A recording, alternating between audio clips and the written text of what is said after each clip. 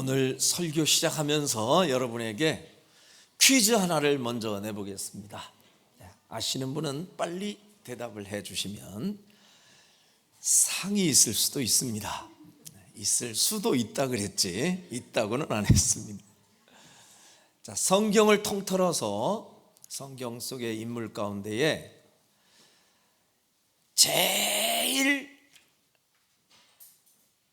사람으로 태어나서 제일 이 땅에서 오래 산 사람이 누구일까요? 누구? 은호? 뭐예요? 예수님? 어린이다운 대답. 네. 자, 성경의 인물 가운데 누굴까요? 무두셀라. 맞췄어요. 몇 살까지 살았는지 아시는 분? 네? 네? 969세. 정답이에요. 자, 그 다음에 또 하나 문제 내겠습니다. 성경에 나와 있는 인물 가운데 자녀를 낳았는데 딸을 가장 많이 낳은 사람은 누굴까요? 또 은호? 맞춰봐. 누굴까? 마리아? 맞았어요. 근데 그냥 마리아가 아니라 막달라 마리아.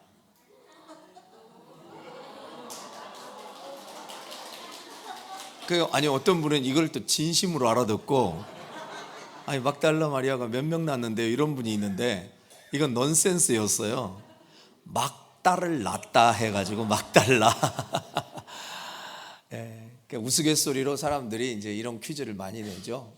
딸을 많이 낳아서 막달라가 아니라 막달라라고 하는 지역입니다.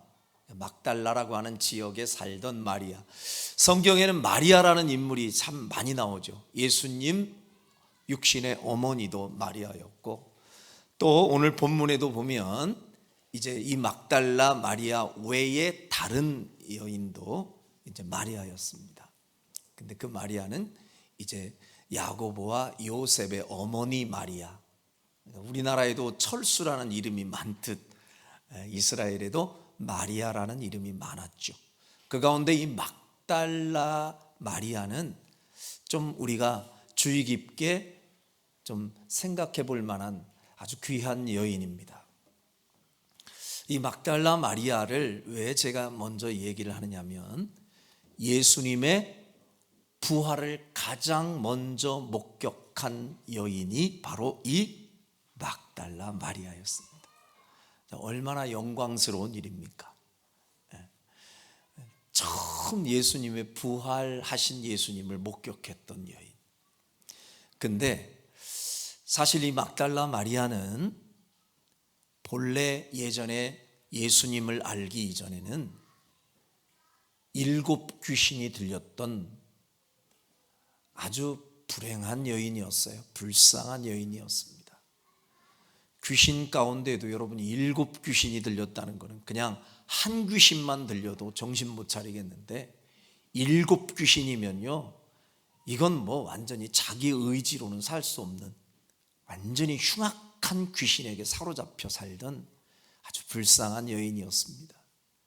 이렇게 7 귀신 들렸던 이 마리아를 예수님께서 고쳐주셨습니다. 예수님을 만난 이후로 귀신이 떠나가고, 그러니까 사실 귀신에게 사로잡히면요 자기 정신이 아니잖아요. 귀신이 사로잡고 끌고 가는 대로 끌려다니고, 귀신이 말하게 하는 대로 말하게 하고 말하고, 귀신이 힘쓰게 하는 대로 막 힘쓰고 이래서요 웬만한 사람이 잘 통제가 안 돼요. 희한한 얘기하고. 그래서 일반적으로 영적으로 이걸 이해하지 못하면 이제 정신병으로 볼 수밖에 없죠. 자, 그렇게 세상 가운데서는 정신병자 취급을 받고 귀신 들린 여자로 살던 이 막달라 마리아는 정상적인 삶을 전혀 살 수가 없었는데 그 귀하신 예수님을 만나면서 그가 이 귀신이 떠나가고 온전한 정신을 되찾고 건강도 되찾아서 이제 새로운 삶을 예수님 때문에 살게 되었습니다. 예수님의 은혜죠. 얼마나 감격스럽겠어요. 예수님 만나지 못했던 자신의 생애는 상상도 할 수 없을 만큼 아주 처참하게 무너진 삶이었으나 예수님을 만나면서부터 비로소 인생다운 인생을 살았던 마리아, 그가 어찌 그 예수님의 은혜를 잊어버릴 수가 있었겠습니까? 그래서 이 막달라 마리아는 우리가 잘 알듯이 예수님 돌아가시기 바로 며칠 전에 시몬의 집에서 예수님이 식사하고 계실 때 이 막달라 마리아가 향유옥합, 굉장히 비싼 향유옥합이라 말씀드렸어요.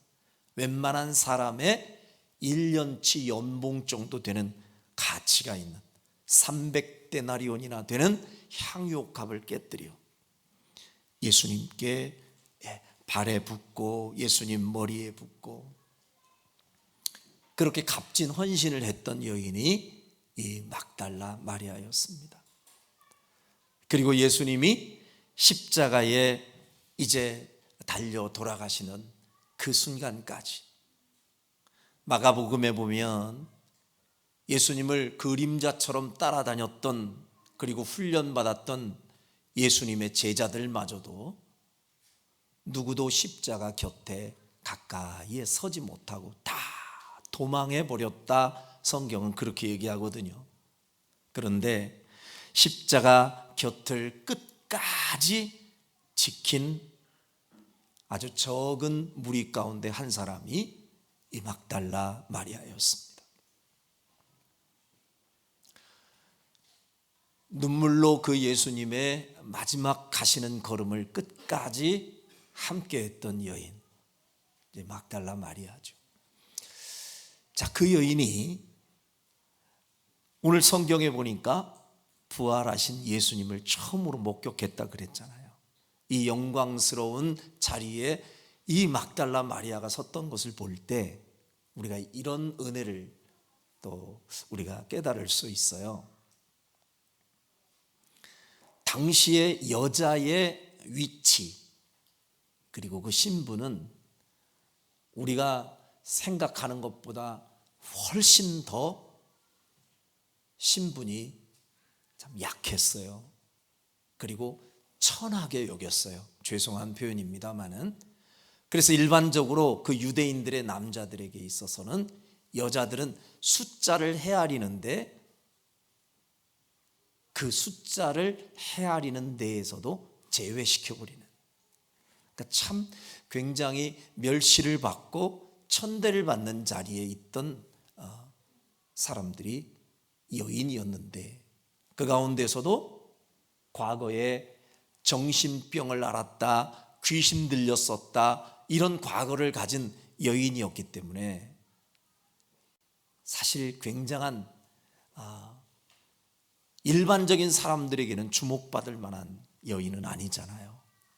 그런데도 우리 하나님께서는 오히려 이렇게 약한 자를 들어서 강한 자를 부끄럽게 하시는 하나님이심을 보여주신 줄로 믿습니다.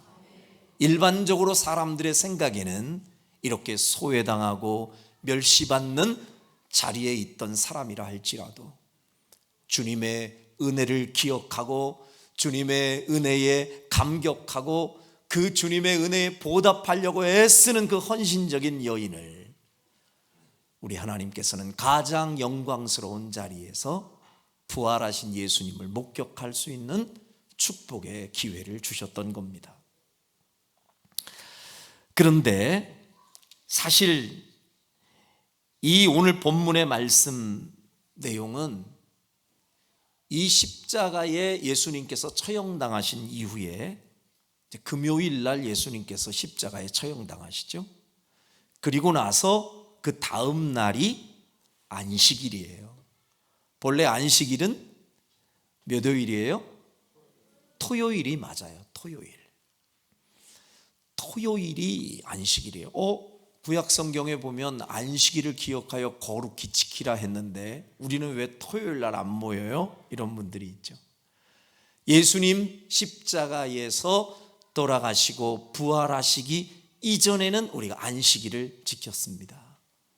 그런데 우리 예수님께서 부활하신 그날이 바로 안식 후 첫날, 그러니까 토요일 지나 첫날인 우리가 지키는 일요일, 주일이에요. 그래서 예수님께서 부활하신 것을 기념하면서 이제 안식일의 정신만 가지고 우리가 초대교회 때부터는 주일에 모여 예배를 드리게 되는 것이죠. 자, 어쨌든 이제 예수님께서 금요일에 십자가에 못 박혀 죽으시고 토요일에 무덤 속에 계시다가 금요일 지나 금, 토, 주일 되는 이 사흘째, 그래서 사흘 만에 예수님께서 다시 부활하시겠다고 예고한 대로 3일 만에 다시 사시는 거예요. 근데 3일째 되는 날에 안식일에는 함부로 아무도 못 움직이잖아요. 그러니까 안식일이 지난 다음 첫날 아침에 이 막달라 마리아와 또 다른 마리아 2명의 여인이 예수님의 무덤을 찾는 내용이 오늘 본문의 내용입니다. 사실 예수님은 십자가를 지시기 전에 3번이나 스스로 예수님의 입으로 내가 십자가에서 죽은 이후에 사흘 만에 다시 살아나리라 부활을 예고하셨어요. 그러니까 예수님께서 예언을 하시고 이미 제자들에게도 3번씩이나 말씀을 하셨기 때문에 사실 이 주님의 말씀을 자꾸 머릿속에 기억해두고 염두에 두었다면 아마도 예수님 돌아가신 이후에 3일쯤 되었을 땐 사람들은 예수님 부활하셨을 거야 하고 기대하는 마음으로 예수님을 기다렸어야 맞아요. 그런데 누구도 이 사실을 믿는 자가 없었습니다. 예수님이 친히 부활하실 것을 예고하셨는데도 어느 누구도, 제자들을 포함해서 그 누구도 예수님의 부활을 믿는 사람이 없었어요. 참 이런 거 보면요, 예수님이 직접 말씀을 하셔도 그때 한 귀로 듣고 지나가면 또 한 귀로 흘려보내는 게, 그때 당시에도 사람들이 그랬던 걸 보면 참 우리가 너무 약해요, 그죠? 예수님의 말씀을 그 자리에서 듣고 그 말씀을 가슴속에 딱 새겨두었다면 아마 자세가 달랐을 텐데 말입니다. 자, 그렇게 예수님의 부활을 전혀 믿지 않았던 사람들의 마음 상태나 태도는 어땠을까요? 자, 요한복음 20장 19절과 20절에 보면 당시에 예수님의 부활을 믿지 못했던 제자들은 이런 모습으로 있었습니다. 자, 19절 20절 같이 시작. 이날 곧 안식 후 첫날 저녁 때에 제자들이 유대인들을 두려워하여 모인 곳에 문들을 닫았더니 예수께서 오사 가운데 서서 이르시되 너희에게 평강이 있을지어다. 이 말씀을 하시고 손과 옆구리를 보이시니 제자들이 주를 보고 기뻐하더라. 아멘. 예수님 부활하셨을 때에 처음 이 제자들을 만나러 가셨을 때는 유대인들을 두려워해서 제자들이 모인 곳에 문들을 닫았더니 사실 숨어 있었어요. 두려워서, 무서워서. 부활의 약속을 믿지 못한 제자들에게는 하루하루의 삶이, 순간순간의 삶이 두려움이고 낙심이고 공포의 연속일 수밖에 없었다는 거죠. 예수님은 그냥 십자가에서 무기력하게 돌아가신 예수님으로만 끝난 거예요, 그들은 지금. 그래서 슬피 울고 낙심하고 자신들이 예수님을 따랐다고 하는 것 때문에 유대인들이 자기들을 혹시라도 누구에겐가 고발하면 우리도 해를 입을 수도 있겠다 싶어서 문 닫아 걸고 숨어 있었던 게 제자들의 모습이었습니다. 어쩌면 지금도 우리가 예수님의 제자라고 말하고 예수님의 성도라고 말할지라도 만일 우리가 부활하신 예수님을 만나지 못하고 신앙생활 한다면 우리도 역시 성도 소리하고 제자 소리하고 하나님 자녀 소리를 다른 사람들이 할지는 몰라도 여전히 우리의 마음은 두려움과 낙심과 공포만 반복될 수밖에 없습니다. 당시의 제자들도 제자는 제자인데 모두가 다 무서워 떨며 공포에 휩싸여 살잖아요.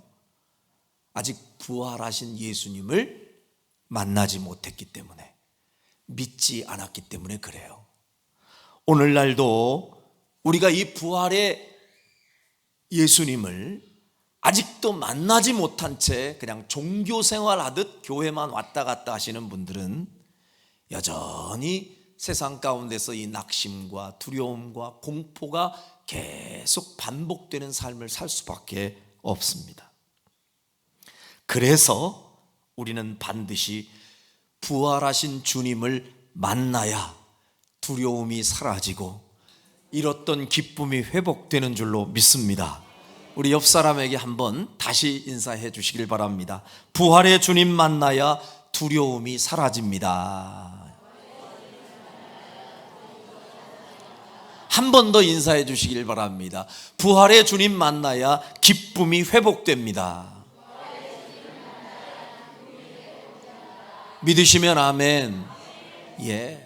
부활하신 주님을 만나야 우리 속에 있는 깊은 공포와 좌절과 두려움이 사라지게 되고 잃어버렸던 기쁨과 평강을 되찾게 되는 줄로 믿습니다. 자, 오늘 본문 속에 나와 있는 이 두 여인도 마찬가지입니다. 사실은 이 예수님이 계셨던 이 무덤에 찾아가는 그 마음은 부활하신 예수님을 만나러 간 게 아니에요. 사실은 그들이 무덤을 향할 때의 마음은 돌아가신 예수님을 안타까운 마음으로 가서 향유라도 좀 발라드려야지 하는 마음으로 무덤에 찾아갔습니다. 만일 그들이, 그 여인들이요, 만일에 예수님께서 과거에 하셨던 그 부활의 약속을 기억하고 믿음으로 왔다면 그 여인들의 발걸음은 기쁨이 충만한 걸음이었을 거예요.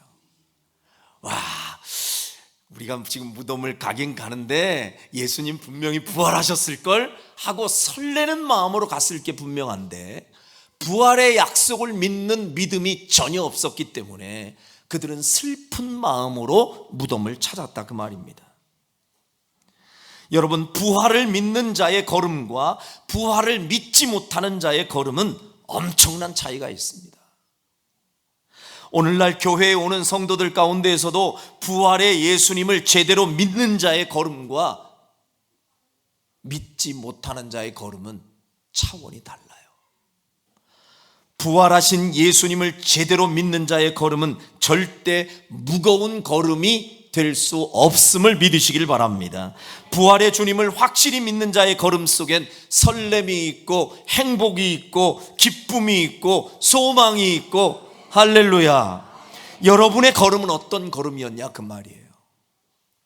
오늘도 기쁘고 감격스럽고 설렘으로 교회 성전을 향해 달려오신 분들만 아멘, 아멘, 할렐루야. 그런 걸음으로 오셔야 돼요. 마지못해 지금도 목사가 아멘 하라니까 대답을 했는데 사실은 속으로는 어쩔 수 없이 무덤 찾는 기분으로 교회에 끌려온 사람들도 있을 수 있어요. 모태신앙. 부모님이 가자니까 어쩔 수 없이 끌려오고, 체면 때문에 끌려오고, 오늘은 꼭 빠져야 되는데 부활절이라 빠질 수도 없고, 이래서 콕 꿰서 오신 분들도 있을 수 있고. 근데 우리 교회 성도들 단 한 사람도 의무적으로 어쩔 수 없이 무거운 걸음으로 무덤 찾듯 오는 걸음이 아니라 부활의 주님을 기대하고 부활의 주님을 만나는 그 설렘을 가지고 행복함으로 기쁜 마음으로 성전을 늘 향하는 여러분 모두가 되시기를 주의 이름으로 축원합니다.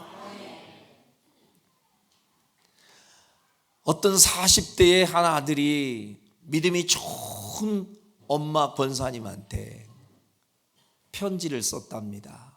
어머니, 나 이제껏 어머니 말씀 듣고 열심히 교회 다니고 신앙생활 했는데 나 진짜 어머니한테 솔직한 고백할게요. 나는 교회가 너무 가기 싫어요. 그 편지를 썼대요. 첫 번째는 주일에 한 번 늦잠을 꼭 자고 싶은데 아침부터 일어나서 분주하게 움직이는 게 싫고, 또 교회에 가서 앉아 있으면 왜 그리 지루한지, 그것도 장로님이 기도할 때 얼마나 지루한지 나 그게 싫어서 교회 가기 싫고, 세 번째, 성가대에서 삑빽거리는 그 삑살이 나는 소리가 듣기 싫고, 어머니 나 교회 가기 싫어요. 그랬더니 어머니가 믿음 좋은 권사님이 답장을 썼더라는 거 아닙니까? 아들, 그래도 네가 교회를 꼭 가야 할 이유가 세 가지가 있는데, 첫 번째 이유는 예배는 네가 가고 싶으면 가고 안 가고 싶으면 안 가고 네 선택사항이 아니라 하나님의 자녀는 반드시 예배해야 하는 것이 하나님이 명령하신 거니까 꼭 가야 하는 거란다. 두 번째, 예배는 사람 보고 가는 게 아니라 하나님 보고 가는 것이란다. 세 번째, 가장 중요한 이유는 네가 그 교회의 담임 목사가 아니냐. 알고 보니까 담임 목사가 그런 편지를 썼다는 얘기가 있습니다.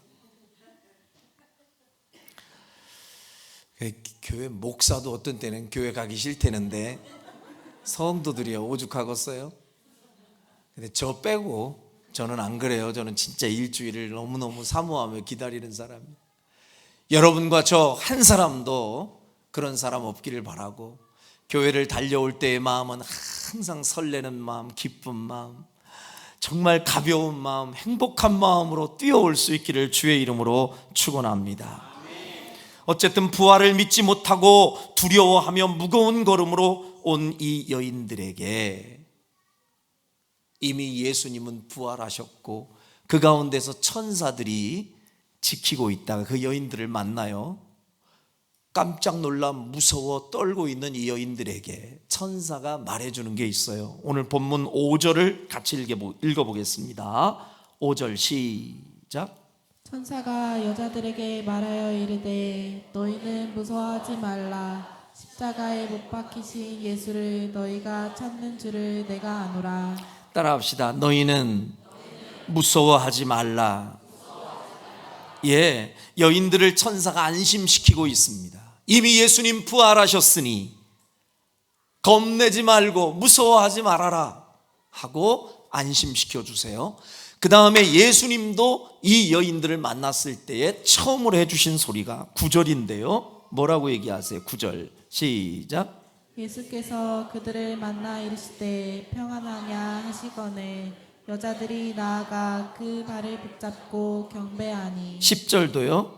이에 예수께서 이르시되 무서워하지 말라. 됐습니다. 예수님께서 처음 이 여인을 만났을 때에 해주신 말씀, 평안하냐.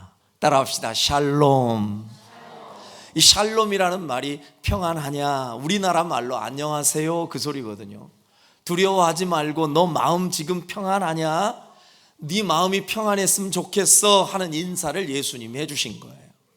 그리고 아직도 믿기지 않아서 떨고 있는 이 여인들에게 예수님은 두려워하지 말라, 무서워하지 말라. 할렐루야.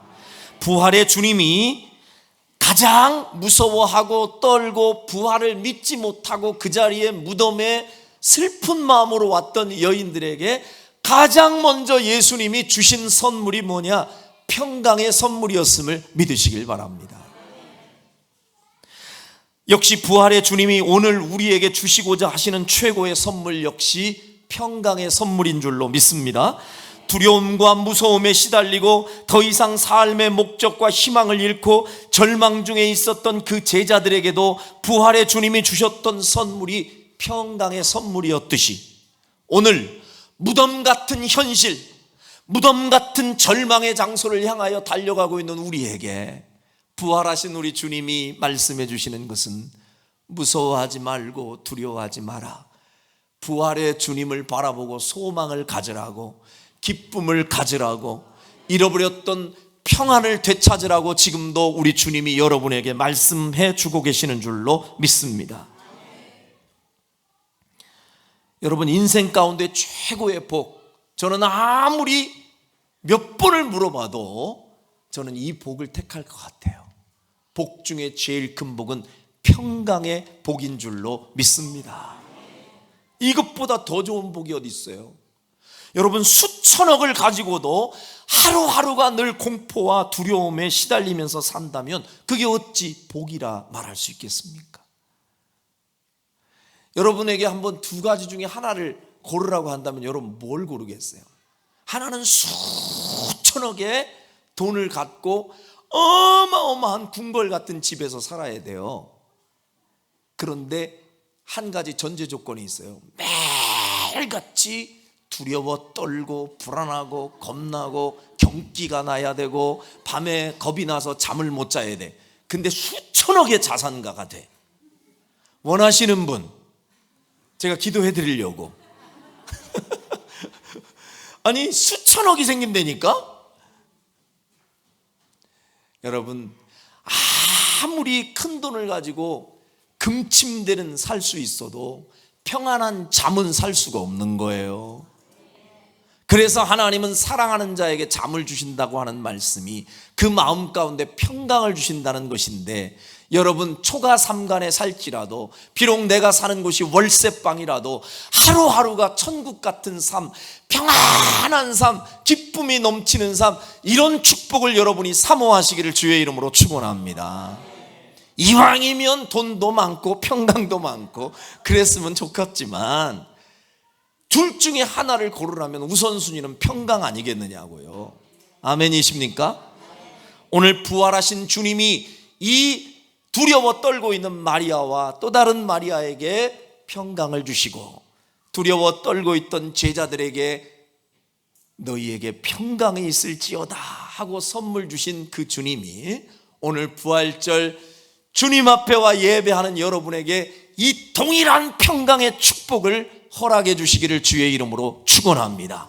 아멘한 사람에게는 2배로 임하길 바랍니다.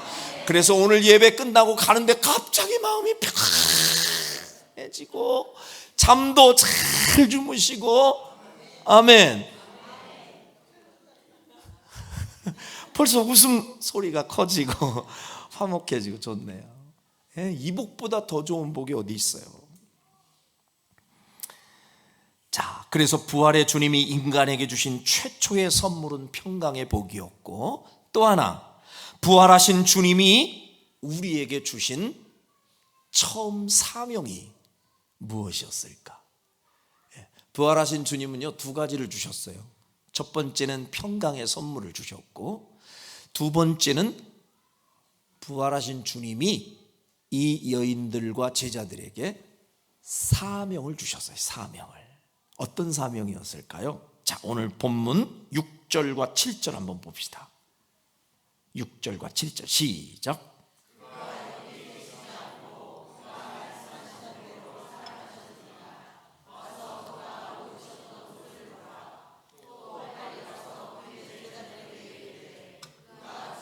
가운데서 살아나셨고 너희보다 먼저 갈릴리로 가시나니 거기서 너희가 배우리라 하라. 보라, 내가 너희에게 일렀느니라 하거늘. 아멘. 자, 한번요 따라해 보시죠. 7절에 보면 빨리 가서, 큰 소리로 빨리 가서. 자, 빨리 가서 그의 제자들에게 죽으셨던 예수님이 살아나셨다. 예수님은 더 이상 죽으신 예수님이 아니라 살아나신 예수님이시다. 부활하신 예수님을 빨리 알지 못하는 자들에게 전하라고 사명을 줬다, 그 말이야. 믿으시면 아멘. 부활하신 예수님을 목격했으니 너희는 빨리 가서 지체하지 말라는 거예요. 무덤가에 머뭇거리지 말고 우리는 빨리 그 무덤을 떠나야 할 줄로 믿습니다. 그래서요 8절에 보면 자, 그 사명, 그 음성을 듣자마자 이 여인들은 어떻게 해요? 8절 시작. 여자들이 무서움과 큰 기쁨으로 빨리 무덤을 떠나 제자들에게 알리려고 다름질할세. 할렐루야. 예, 기쁨으로 빨리 어디를 떠나? 무덤을 떠나. 예수님, 부활하신 예수님을 만난 사람들은 더 이상 슬픔과 절망의 상징인 무덤 곁에 머물러 있으면 아니 되고 여러분과 저는 빨리 무덤을 떠나야 할 줄로 믿습니다. 부활하신 주님을 만난 여러분과 저는 더 이상 괴로움과 절망과 눈물과 슬픔의 장소인 무덤 곁에 머뭇거리지 말고 빨리 그 자리를 떠나시길 바랍니다. 어둠의 자리를 떠나고 근심의 자리를 떠나고 슬픔의 자리를 떠나서 부활하신 주님을 제자들에게 알리려고. 그 제자들은 아직 부활하신 소식을 모르는 사람들이에요. 지금도 부활의 주님을 알지 못하는 자들에게 그 여러분이 만난 그 부활의 주님 때문에 내가 얼마나 행복하고 얼마나 좋아졌는지를 알리기 위해 빨리 무덤을 떠나 여러분들을 기다리는 어떤 영혼을 향해 뛰어가야 할 줄로 믿습니다.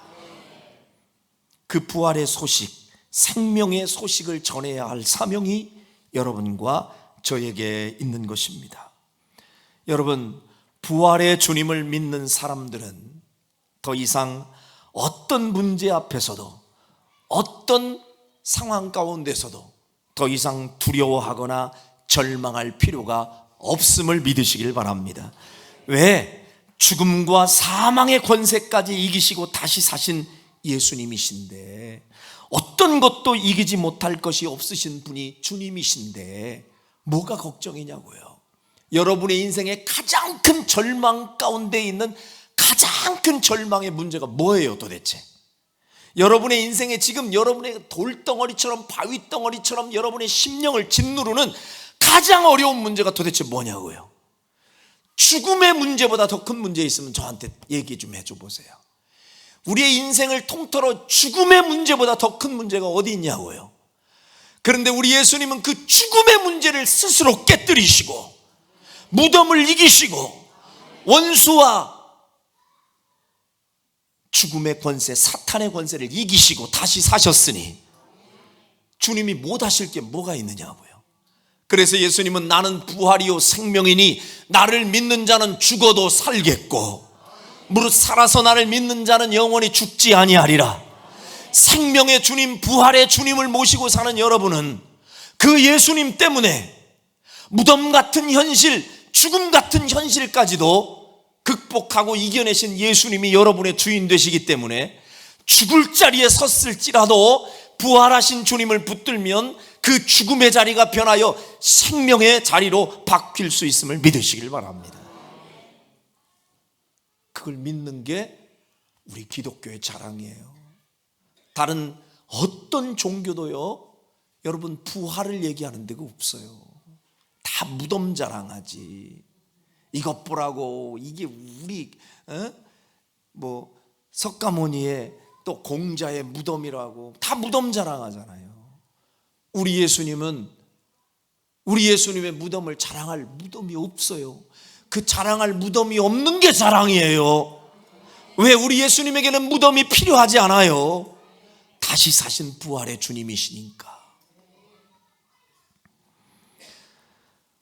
부활의 주님을 믿는 사람들에게는 오늘날에도 동일한 부활의 기적이 일어날 수 있음을 믿으시길 바랍니다. 죽었던 영혼도 다시 살 수 있다는 소망이 우리에게 있습니다. 절망적이던 우리의 삶도 얼마든지 되살아날 수 있음을 믿으시길 바랍니다. 모쪼록 이 부활의 사한 소망을 가지고 세상 앞에 결코 주눅들지 않고 담대하게 살아가는 여러분 모두가 되시기를 주님의 이름으로 축원합니다. 현재 죽음과 절망의 자리에 있다 할지라도 다시 내가 부활의 주님 때문에 회복될 수 있다는 이 믿음 가지고, 이게 부활의 산 소망이잖아요. 주님이 우리에게 얘기합니다. 말씀하십니다. 담대하라. 내가 세상을 이기었노라. 믿으십니까?